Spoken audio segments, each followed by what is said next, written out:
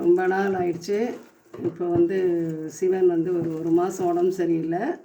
சிவனை கொஞ்சம் நிறுத்திட்டேன். இப்போ பழையபடி போடலான்ட்டு 2 நாளைக்கு முன்னாடி தான் அதை எடுத்தேன். வந்து என்னென்னா முதல் கட்டம், முதல் கட்டங்கிறது இது தான். இந்த மாதிரி போட்டு போட்டு வச்சுக்கணும். இதான் முதல் கட்டம். இப்படி எல்லாம் வரிசையாக போட்டுக்கணும். ஆச்சுங்களா? இது வந்து சாம்பிள் போட்டேன்.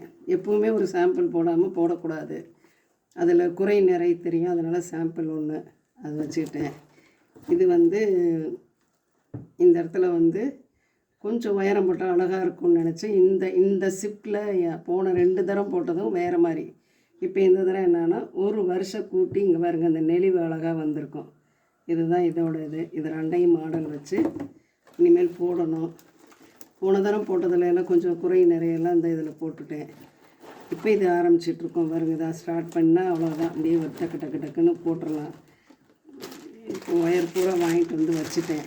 போடத்தான் எனக்கு இப்போது டைம் இல்லை. இப்போயும் சொல்கிறேன், இந்த சன் டீலக்ஸு இதுதாங்க. சன் டீலக்ஸு தான். கை வந்து எதுவுமே ஆகாது. அந்த நைலான் ஒயர் வந்து என்ன ஆகும்னு கேட்டிங்கன்னா, இப்படி போடையில் இறுகிரும்.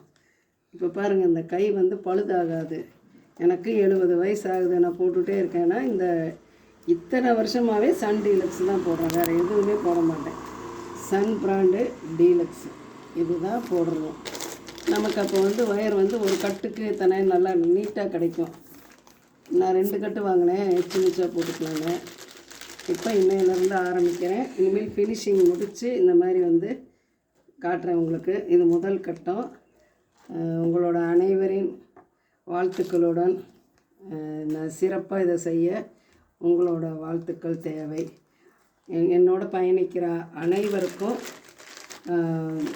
என்னோட வாழ்த்துக்களும் நன்றிகளும் சொல்லி முடிக்கிறேன். தேங்க்யூ.